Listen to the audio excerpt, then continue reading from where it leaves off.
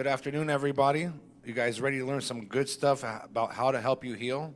Well, you're here with, welcome our good friend, my new BFF, pediatric epileptologist from Austin, Texas, Dr. Katherine Labiner! That was awesome.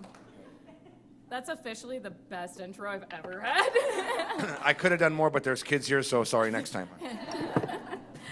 All right, so I'm gonna use this microphone. Let me know if anybody can't hear me. Just like raise your hand in the back. If you could, please, Mr. Penry. Awesome. All right, so today we are gonna be talking about cannabidiol and the treatment of epilepsy and other neurologic conditions as well. And so really, when we think about anything in medicine, I really like this quote, and this is kind of how we like to think about it. There are known knowns, which are the things we know we know. Then there are known unknowns. And what we mean by that is there are things we know we don't know. And then there are unknown unknowns, and those are the things we don't know that we don't know. And that's how we have to think about everything in neurology. So when we talk about CBD in specific, there's a lot of known knowns, there's some known unknowns, and then there's a lot of unknown unknowns. So what we know that CBD can decrease seizures. The known unknown is, can THC decrease seizures too? And we're gonna talk about a lot of this stuff today, and I'm gonna talk really fast because this presentation is meant for a longer time than 30 minutes. So ask me questions after, I'm gonna blow through it. I'm sorry, I have a very, very fast speaking voice. We know that CBD can decrease anxiety, but what we don't know is what dose do we use and what's the formulation of what we use. What dose of THC is safe from a memory decline and psychosis standpoint? These are known side effects of THC. How do we utilize CBD to help mitigate the detrimental effects of THC? And there's a lot of ongoing research in both of these areas. What are the drug interactions? That's a big known unknown for us because now we have CBD out there, it's being used, THC is also being used, and we're learning how does that interact, especially in neurology, with other epilepsy meds. What cannabidiol is going to be ideal for treating autism? That's a big question that we don't have a lot of research in right now. How do cannabidiols compare to conventional neuropsych meds? So these are going to be the ones that you guys know of, the antidepressants, anti-anxiety meds, and then also the behavioral meds. And this is a really up-and-coming area in terms of research, but it's hard. The entourage effect. So this is what's true, what's false, and how do we differentiate between the two? And even just earlier today, I was talking with a bunch of the LGS families. We had a meeting with a bunch of them, and we were talking about the fact that the internet is a great place and a scary place because you can put anything you want to out there, and you don't actually know if it's true or not. Right? I don't get to say as the doctor, well, that's not exactly what we did, just because somebody puts it out there, right? And so that causes that effect of what's true, what's not true. What are the long-term effects of this, right? I think, and I'll reference Reefer Madness here in a hot second, and that's one of the things we don't really know, right, is what happens if we have long-term use from young ages. And then, of course, the unknown unknowns are the things we don't know, so that's a huge question mark. So what are the cannabinoids? These are photocannabinoids, which are chemical constituents of the cannabis plant. You have the CBD, and then also the THC, and I'm going to use those abbreviations because they're otherwise really long words. And those are going to be the most abundant. These are then interacting with your cannabinoid receptors within the endocannabinoid system. We're going to talk about that system in just a hot second. So you have CBD and THC here. CBD is going to bind to your CB1 receptor, there we go, and antagonize your CB1 agonist. So that's going to be an antagonist to THC. This is important because when we talk about the ratios of these, when we are using them in conjunction with each other, we want to know how they're acting on each other. What do we know about the effects of CBD itself? It is an anxiolytic, it's anti-epileptic, it helps induce sleep, and it's also anti-inflammatory. What do we know about THC? It's a CB1 receptor agonist, and its associated effects can be analgesic, antiemetic, so that's vomiting, appetite stimulant, memory impairment, so you can get fear extinction. This is important in a lot of the psychiatry research, looking at like PTSD, for example. And at higher doses, you can get euphoria, but you can also also get paranoia, and you can get sleep cycle interruptions. Again, really important because we know the CBD component can help sleep. How do we balance those two things out? And the ratios are profoundly important. We know that you can have negative effects from THC if it's unchecked antagonism of your CBD, right? So finding that really nice balance is important for us. In our endocannabinoid system, you can affect the biologic process, including brain development and function. These are very, very important. And it's made up of your endocannabinoids, which are ones that your body is making and metabolizing itself, and then also your cannabinoid receptors. And so that's a very, very detailed picture of some neurons and exactly what's going on. And what we know is that this was first discovered back in 1960. And then we really didn't get a lot more data until 1991 when the CB1 receptor was identified primarily in the brain. Then in 1992, the first endocannabinoid was identified that had a low affinity for CB1 and a very, very low affinity for CB2. This is important when you start talking about the effects of it and where it's going to be in the body. And on the next slide, we're going to talk about where each receptor is located, and that's important for side effects too. In 1993, we found the CB2 receptor, and that was found in both the nervous system and the immune system. That became very important when we start talking about MS, so multiple sclerosis. So not as important in this situation because we're going to focus a bit on epilepsy, but very important from a neurologic standpoint. In 1995, the second endocannabinoid was identified, and this one was important because it had a high affinity for both receptors. So our CB1 receptors are present in the central nervous system, so that's going to be in your brain, in our lungs, in your vascular system, your muscles, your GI tract, and then also in your reproductive organs. CB2 is present in the spleen, so that's going to be important for your immune system, as well as in your bones and also in your skin. We then have both present in your immune system, your liver, your bone marrow, and your pancreas. And so when we talk about then the side effects that can come from this, it's very, very important for us to think about where these things are. Because if you're going to target the endocannabinoid system, then you know that you're going to have effects on the physiologic processes that are controlling our mood, our energy levels, blood pressure, our intestinal fortitude, that's like how good is your gut, and then also our immune activity, bone density, that's important if we talk about older people, but also younger people too, when they're growing. And so this is important in our toddlers in terms of when can we use this and how can we use this. And our glucose metabolism, right? CBD is going to target both of those receptors in your pancreas. That's very important for us to think about when we're talking about how it's going to affect you long term and what else it can be. So how it's going to change the way that we experience pain, stress, hunger, and potentially some other things as well. And that goes back to the unknowns. So you have terpenes, and there's much more to the cannabis plant than most people realize. THC and CBD are actually only two of the over 80 cannabinoids that we know. These plants contain beneficial terpenes that are also available for compounding, and we know can have therapeutic benefits. And these are just a couple of them. And then we know then if we could potentially grasp these and use these synergistically, then could you get what's referred to in medicine different from the entourage effect that we talked about before, but also called the entourage effect because we love to do that because that's confusing as heck in medicine. And we like to do that too across different things. So this is what psychiatry refers to as the entourage effect. We refer to it as something different in neurology. But using that, could you get a benefit from using multiple of the terpenes together rather than one independently? So what's the difference between medical CBD and over-the-counter CBD? CBD is considered a medicine, and therefore we talk about consistent dosing. So that's going to be a little bit different than some of those over-the-counter ones that you may see as like a hemp supplement at your like local grocery store or pharmacy. Because the interesting thing, and I like to remind people of this, for anything that comes from the supplement industry, they actually do not have to prove anything. All they have to prove is that it's safe. So when I was in high school, we did a chemical thing where we each got a different bottle of vitamin C and then had to extract the vitamin C, reconstitute it, and then weigh it. And not a single one, they got it from like 5 or 6 different stores, and not a single one had as much vitamin C as it said it did. And the reason is because it doesn't have to. And that's because all they've had to do was prove that that pill was safe. and that was it.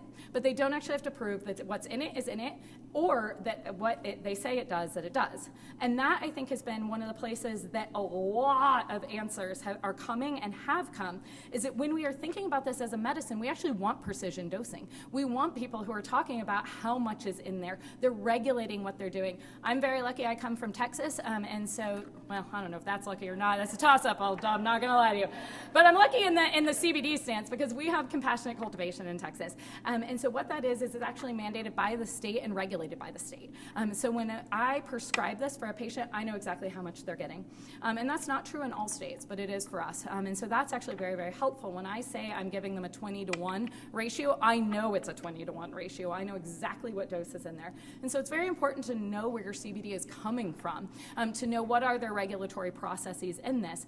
Because when they look, that quite a few of the ones that even are on the internet as very, very, like widely known ones, they don't have what they say they have in them.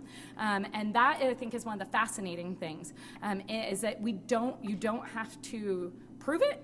Therefore, you can kind of do what you want. And we had a lot of patients who were using some of the online ones who would tell us, like, 1 month the kid did great. And I always say kid when I mean patient because I'm a pediatrician. And so I had a kid, we'll have parents like, yeah, the kid did great. And then the next month they had the exact same thing and they didn't. Well, why? Because it probably wasn't consistent dosing. There's a lot of challenges facing CBD and a lot of widespread growth in demand and acceptance. However, we are running into constant problems with the FDA. FDA has approved CBD therapy. It's limited by insurance approval, and this is CBD only, and that's for LGS and Dravet. Sometimes we can get it for refractory patients. I will say most insurance companies are now accepting that. There is non-FDA approved treatments that I think are using, and that's going to be in that CBD kind of medical use where it's got a little bit of THC in it as well. Compassionate cultivation. The guys from Jaden's Juice, Jason is here. That's going to be one of the other ones. Charlotte's Web. You've heard of some of these other ones that we're talking about. However, we are not allowed to study THC. The FDA says we can't. And so because of that, we are incredibly limited. There's a lot of data coming out of Europe in this because they don't have those same regulations that we do. The issue with that is then the FDA won't accept Europe's research to allow us to then try to push it through. So this is a huge barrier. It's also a barrier because you don't have states that are allowing people to move back and forth. I have to tell parents that, and that's always painful for us when we're like, by the way, technically you're not supposed to leave the state of Texas with this medicine. So how are we supposed to get that consistent dosing when now I'm telling you, by the way, you can't take that? Imagine if somebody told you, like, ooh, you can't take Onfi across state lines. Right? That's wild, right? Nobody would think of that. And if we're talking about it as a medical option and a treatment option, then we probably should be letting this move a little bit more freely than it can. We are also limited in terms of what hospitals will do. I will say our hospitals, especially with the kind of onset of compassionate cultivation in Texas, have been much more open to it, but we can't keep it on formulary, which means if you forget yours, I can't get it for you. And the other thing is that a lot of the nurses won't give it. So we allow parents to give it. And when it first came out and no one quite knew what to do with it, we were like, I don't know, just put it in the G-tube and hope nobody sees you. But now we're putting it on their Mars, we're letting it be known that this is what they are, but this is important, right? Because what happens when your kid who's on compassionate cultivation, I keep using compassionate cultivation because that's what ours is called, then what happens for your kid who's on compassionate cultivation if you're in a different state and you get drug tested? Right? You're going to come back positive, right? And now you can have a whole lot of fun. And I've had a couple patients who have been stuck with CPS in other states on a medicine that the parents told them they were taking because it was the right thing to do. So this is currently in the United States, kind of the legality of medical cannabis. This is as of November of this year. And so this one's constantly changing, and so we constantly do a new slide for this. And so as you can see, there are no recommendations in some states. That means you can just go buy it. In other states, you have doctor recommendation required, but no limited THC content. In Texas, we have a limited THC content, meaning that not only does a doctor have to write for it, but on top of that, it can only have a certain percentage of THC in it with the ratios. And then you still have a couple of holdout states where it's completely prohibited.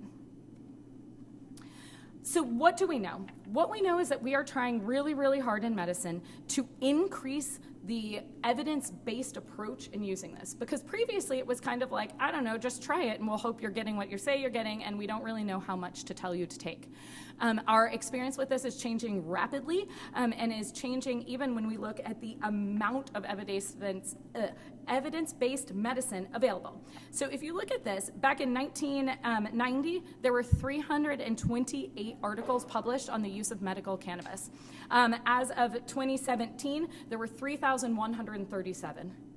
This is huge because this is allowing us to put it out there not just for the use of CBD, but also THC, and talk about what that looks like. We obviously have had some really nice controlled trials now for the use of CBD, especially in Dravet and especially in LGS. That's been the highest likelihood you'll see across the board when I know a lot of us have been talking the last couple of days about epilepsy studies. You'll see a lot of them are done in Dravet and a lot of them are done in LGS or refractory epilepsy in general. That's because you have to be having enough seizures for us to know whether or not it got better. So therefore, we're picking kind of the people who are the worst of the worst. But the problem with that is that they're also the worst of the worst, right? And so that sometimes the data can get a little skewed that way because while they may have gotten better, maybe they don't meet our criteria. In epilepsy, we tend to think of a 50% reduction in seizures. But 50% is a lot. If you're having 300, going down to 150 is a big deal. But if you're only having a couple, can we get you to completely seizure-free? Well, maybe not. The other aspect of that is that we talk about duration, which is not always present when we talk about the studies, right? We talk about seizure number, but we don't always talk about severity, right? So if your kid is typically only having one seizure a day, but it goes from being a 10-minute long seizure to a 1-minute long seizure, well, that's better in my book. I'm sure most parents would agree that's better, but we don't measure that well. And so when we talk about kind of these, we look at 50% reduction in convulsive events. Most of them are going to be large convulsive seizures. And what we knew is that if you did 20 milligrams per kilo per day, you had 43% of those patients on CBD had a 50% or more reduction, only 27% in the placebo group, which is actually pretty good data for epilepsy studies because a lot of them have a lot higher, because I think we all want to believe, as everybody does, right, that something new is helping. And sometimes we don't really know because there's so many. But we had, for the first time, that you saw 4 patients who went completely seizure-free. That's big because that doesn't happen in all of our studies, and none did in the placebo group. So we're seeing an improvement in drop seizures, so those are going to be those atonic ones, and this actually split it up based on how much you were taking. So we showed that the higher doses actually helped a little bit better. So there was an increase in your seizure freedom if you were on the 20 milligrams per kilo per day compared to the 10 milligrams per kilo per day. So there was a 2 to 2.5% reduction in seizures when you compared to the placebo group, and higher doses led to increased side effects, but also led to seizure improvement. This is important when we talk about quality of life, right? Which I think is something we try to balance really hard, or really well as best we can in epilepsy. In another study, they saw that 39% of the patients on the 20 milligrams per kilo per day and 36% of them on the 10 milligrams per kilo per day had 50% reduction or more in drop seizures. And that was compared to 14% in placebo-controlled studies, and then a greater than 75% reduction in 25% of them. So this did it out further, not just 50%, but could we get it even a little bit better, right? And the answer was yes. 5% of the high dose group, that's at 20 milligrams per kilo per day, went free of drop seizures. And we know that like a lot of people have what we call the honeymoon effect when they start on medicines. The key in this is that that often doesn't happen for weeks, right? But we saw that 56% of patients, and this is in our own patient cohort, so what you need to know about these, you'll see on some of these it says that it's either in Dr. Keogh or you'll see like CNCA, so that's our clinic. We have a running spreadsheet of every single kid that we have on compassionate cultivation or Epidiolex, and we have exact dosing on both of those. So Epidiolex is CBD only as opposed to compassionate cultivation, and we have exactly what ratio they're on, how much, what their side effects are, whether or not, when they went on each one, and what we had to do, and why parents went onto one, off of one, all that stuff. It's a running spreadsheet. It's intense. And what we saw was that we had more people responding quickly in the 2 to 10 months from when they started. And that's a big deal because we tell you typically like, oh, you're gonna need at least 3 months, maybe 6 months, and we're hoping we're on a good enough dose where we can treat you. So we're seeing people have response sooner. In the studies in Lennox-Gastaut, again, a lot of these are going to be drop seizures, but you're seeing very, very similar numbers to what we saw in the Dravet groups. That they're having still that 2 to 2.5% reduction, but again, also side effects were higher and higher dosing. But that's pretty true across the board. So Lone Star CBD is one of the ones that's available, it's one of the companies that makes it, Compassionate Cultivation. Texas Originals is the other one. You see their logo is right up there on the top of the screen. In 75 patients looking between 2 to 24 months of follow-up, looking at the use of both CBD and Epidiolex. So what we're doing here is we're actually using that high-dose CBD from Epidiolex, which is covered by the FDA, which means it's not so expensive because you're just going to have to pay a copay on that, and then adding in the THC essentially, right? So we're using the CBD from Epidiolex and then adding in THC. And so in Texas, we have a bunch of different formulations, and I'll show that in just a second. But what we looked at was, did you do better when we added in a little bit of THC? Or the people who switched to Epidiolex solely, who were on compassionate cultivation first, did we need to put them back onto compassionate cultivation? And the answer was that quite a few of them had to go back on a little bit of THC. Now, that was for a multitude of reasons. You can see some people had increased seizures on Epidiolex alone. That was about 43% of our kids. So we added in a little bit of THC, and those kids got better. 17% restarted it for other reasons. I will say the high reasons for that were sleep and behavior. Those were probably the number 1 and 2 reasons. 4% of them stopped it completely. Most of that was due to just feeling like there was no benefit to the medicine. And then 1% returned, completely stopped Epidiolex and returned to only the CBD with THC. And 35% stayed on CBD alone. So the formulations for us, we have a 20-to-1, a 3-to-1, a 1-to-1, and a 0-to-1, which is THC only. That is more recently available in Texas. And so we've been adding that to Epidiolex a lot more recently. Ours come in liquids, so tinctures, and then also gummies. Those are going to be the 2 most common types that you're going to see it in. And what we know is exactly how much CBD and exactly how much THC is in each one of those. Also has a variety of flavors, which is nice because the kids like choices. I also like choices, so I'm good with it. I think it's like a passion fruit, something is quite popular with the kids. Also, chocolate mint, very popular, which was shocking to me because I didn't think I would like it, but it smells decent, and the kids seem to like it, so we have that. Yeah. So when we start matching formulations, we're matching them to the symptoms. So what you can see here is looking at both epilepsy, autism, MS, and spasticity, and all of that data is going to come out of Europe. We do not have any of that data in the United States right now because that is all with THC. So Greenwich, who is now part of Jazz, has products available for multiple sclerosis with THC that are available in Europe, not available in the United States. So when we look at epilepsy, what do we know? High CBD also helps anxiety. It also helps your seizures. Okay, that knocks off 2 of our boxes. What about autism, right? We see a lot of epilepsy with autism. What else can we help? Well, we know it helps depression. We know it can help their restlessness. That's a huge thing for sleep. It can help with disruptive behavior. And if we can get a balanced formulation, it's also been shown to help with tics. The kind of thinking behind that is that it's helping with the anxiety component, which therefore is reducing the tics. In MS, we know it can help with pain as well as spasticity. And then also neuropathic pain. In the oncology world, they're also using it for appetite loss and for nausea. Obviously, in neurology, we're not using it that way, but it's a very common adjunct to chemotherapies. And initially, when we were allowed to use it in Texas, you had to be a neurologist or an oncologist. We were the only people who could prescribe it at first, and then they opened it up to psychiatry. It's slowly hedging out into others. We're working on it. So what do we know about its use in autism?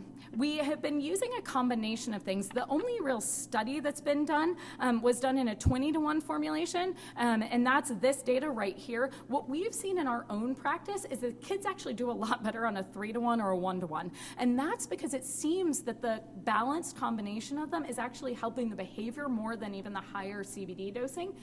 I will personally start my kids on a 20-to-1 ratio if they also have epilepsy, because I might as well be getting the benefit from the CBD component, but also the benefit from the behavior standpoint and the sleep standpoints of the THC. So what are the different effects that we can see? When we were using CBD alone, we know anxiety can decrease. THC is a funny one. It can increase it, it can decrease it, and we don't know till we try it. There's no test for us to do to know which way that's gonna go for a child, and this is a really big deal for us, especially in pediatrics, right? When we're talking about autism, we're often talking about kids who are nonverbal or minimally verbal. They may not be able to tell us how they're feeling, so it becomes very, very important for us to watch how they're acting so that we know. Sleep is mixed on CBD. There's data to say both ways. We know that THC can help with insomnia, and remember when I said some of those kids went back on a little bit of THC, a lot of it was for sleep, right? Sleep and behavior, those were the two most common reasons. ADHD has not had any like placebo-controlled studies, but there are reports that can be helpful. Aggression can decrease with THC. Addictive behavior can decrease with CBD. That's important when we're talking about long-term use. I'm sorry, I got like a thing, so we're gonna bust through some of these. The one thing that I do want to talk about really, really quickly before I have to wrap it up is the homeopathic myth. And this is the idea that because it exists in nature, it must be safe. And I like to use sharks and poison ivy as an example of that, because I don't think that anybody looks at a shark and thinks, yeah, that's safe, right? But it also exists in nature. And I think that that's the important thing to think about. When we're talking about CBD, and when I talk about it in my clinic, I'm talking about it as a medication. I'm not talking about it that you're going to go and like hotbox your car and see what happens with your kid, right? We are talking about using this in a controlled, consistent dosing setting. What do we know? Does all natural mean no side effects? That's probably the number one misconception that comes into my office. That is not what natural means, right? And there are definite side effects to poison ivy, but it's natural, right? Sleepiness is number one. Interestingly enough, decreased appetite is probably the number two reported side effect for high-dose CBD. Diarrhea is the one that bothers parents. That also has to do with the carrier. It's got to be an oil-based carrier. That's obviously going to give you some GI issues. So we've had to titrate kids solely because of that. What are the drug interactions? A lot of this is a known unknown because we have data from the Epidiolex studies, and then there's some really preliminary data on some of the THC studies, but because, again, in this country we can't study it, we're a little bit limited. But what we do know is that absolutely the use of cannabidiols with other medications can change the metabolism of other medications. And that's really important for us to know, ONFI being the big one. We talked about that already. What are the detrimental effects? Memory and attention are the things that we worry about the most. I think everybody worries about that. Addiction is something I get asked a lot about. I would say we don't see that. We're also talking about low dose, again, controlled dosing. What are the ethical implications? I think this is a really important one. Factors that can contribute to it is looking at what's their medical complexity, how young is the kid, how long are we talking about using it, and then what's gonna be the rate of conventional care use. And because of that, I think we are often making different decisions. We like for kids who have tried something else first, right? That way, I can say, we've tried other things, this is on the list with everything else. But if you look at the pure data that we have for epilepsy, right, you're talking about 30%, right? That's right on track with every single other medicine. Do we know it works? Absolutely. Do we know it works so much better than anything else? Well, not really, but it should be an option in the tool belt of what we have. All right. I'm almost done there. Yay, go me. So special thanks to these people. So we have Texas Original Compassionate Cultivation and also the Cannabis Clinic in Texas. They are a huge resource for us. Karen Keogh is my partner and Barry Goodell in Wisconsin. They are very, very big researchers in this. And I just want to stop with a last thing. That is my dog. He has epilepsy. I am his neurologist, whether he likes it or not. And he started having worse seizures shortly after his 10th birthday. And I added CBD in, and he has been seizure-free again for a year. So I'm a believer.